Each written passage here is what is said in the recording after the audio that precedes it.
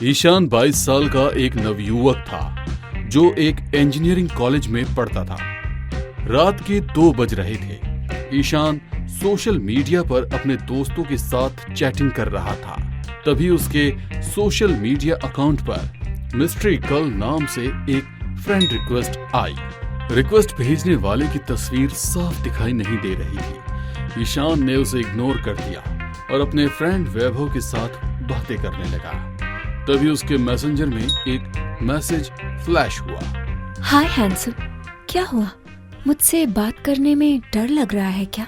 तुम कोई भूत हो गया जो मैं डरूंगा? वैसे मैं किसी से नहीं डरता। मुझे झूठ बोलने वाले लोग पसंद नहीं है। अगर डर रहे हो तो अभी सोच लो, बाद में मत कहना मैंने वार्न नहीं किया था। इसमें सोचने जैसी क्या बात है? अच्छा ठीक है, मैं तुम्हारी रिक्वेस्ट एक्सेप्ट कर लेता हूँ। अब ठीक है? अच्छा अपनी कोई पिक्चर तो सेंड करो। ये कैसी डीपी लगा रखी है तुमने? चेहरा तो दिख ही नहीं रहा है। ऐसे मुंह पर बाल बिखराकर कौन पिक्चर क्लिक करता है? 5 सेकंड के बाद ईशान के इनबॉक्स में एक पिक्चर रिसीव होती है। अरे ये कैसी फोटो भेजी है? इतना भयानक चेहरा। अपना रियल पिक्चर भेजो ना। मैं मजाक नहीं करती, यही मेरा रियल फेस है। उसके बोलते ही ईशान के फोन की स्क्रीन एक धमाके के साथ टुकड़े टुकड़े हो गई। कांच के छोटे छोटे टुकड़े उछलकर ईशान की आंख, मुंह और शरीर में कई जगह धंस गए। उसका फोन उसके हाथ से छूटकर दूर जा गिरा। ईशान दर्द से छटपटा रहा था। इससे पहले कि वो कुछ समझ पाता, उसके टूटे हुए फोन में से धुएं जैसा कुछ बाहर निकलने लगा और वही पिक्चर वाली लड़की उसके मोबाइल के पास खड़ी दिखाई दी। उसे अपनी आंखों पर भरोसा नहीं हो रहा था। उसने हैरत भरी नजर से एक बार फिर से उस लड़की को देखा। हूबहू वही लड़की, सफेद रंग के कपड़े और बालों से टका हुआ चेहरा। कमरे की लाइट में बालों के बीच से उसको चेहरे पर टपकता खून साफ नजर आ रहा था। कौन हो तुम? यहाँ कैसे आ गई? ऐसे कैसे हो सकता है? कोई मोबाइल में से बाहर कैसे आ सकता है? मैंने कहा था ना, डर जाओगे। तुम तो बोल रहे थे तुम किसी से नहीं डरते। हंसते हुए वो लड़की अचानक ही गंभीर हो जाती है। लड़कियों को ऐसी बातों से फंसाते हो ना? झूठ बोल रहे थे तुम, और झूठ बोलने वालों से सख्त नफरत है मुझे। लड़की की बात सुनकर ईशान भागते हुए उस कमरे से बाहर आ जाता है। घबराहट में उसकी सांसें बहुत तेज चल रही थी।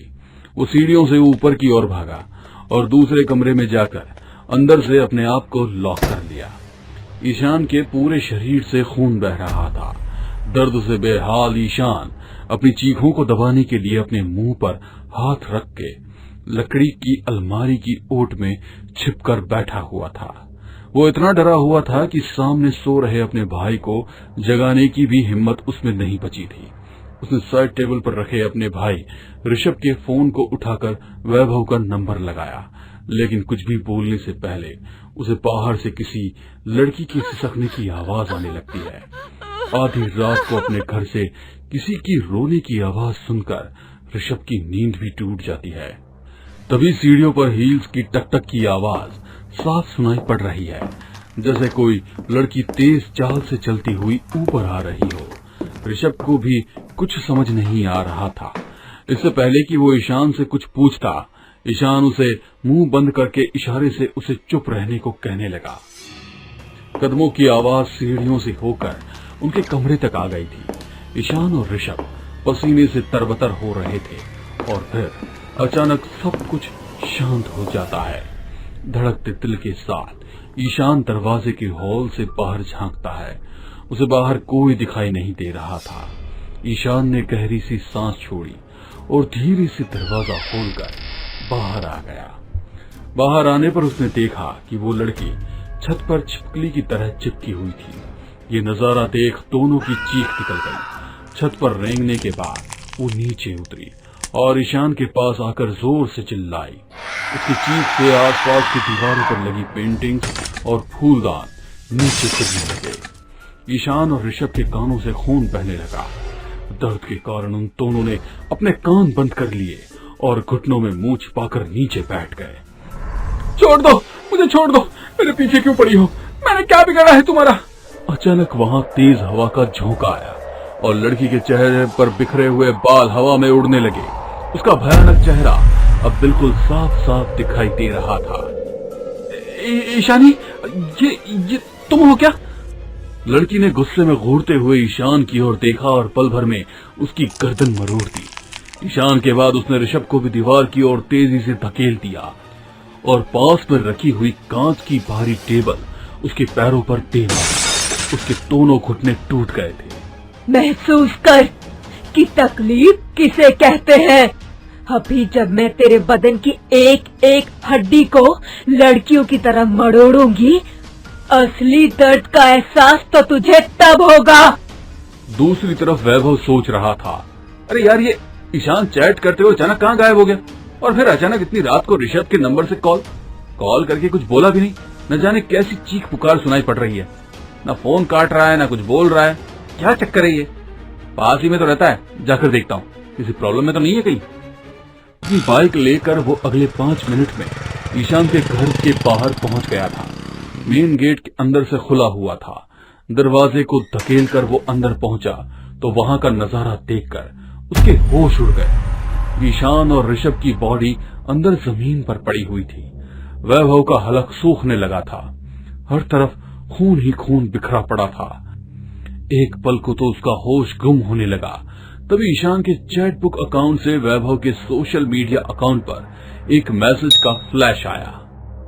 अगर हिम्मत है तो मिस्ट्री गर्ल की रिक्वेस्ट एक्सेप्ट करके दिखा। वैभव कुछ समझ नहीं पा रहा था। उसने अभी अभी ईशान का टूटा हुआ फोन उसके कमरे में पड़ा हुआ देखा था और ईशान भी उसके सामने मरा हुआ पड़ा था। वैभव के हाथ कपकपाने लगे। तभी मिस्ट्री गर्ल की रिक्वेस्ट का नोटिफिकेशन उसके मोबाइल में दिखने लगा। डरते हुए वैभव ने एक्सेप्ट पर क्लिक कर दिया। रिक्वेस्ट एक्सेप्ट करते ही वैभव के फोन की स्क्रीन टूट गई और ईशानी उसके मोबाइल से निकलकर सामने आ गई।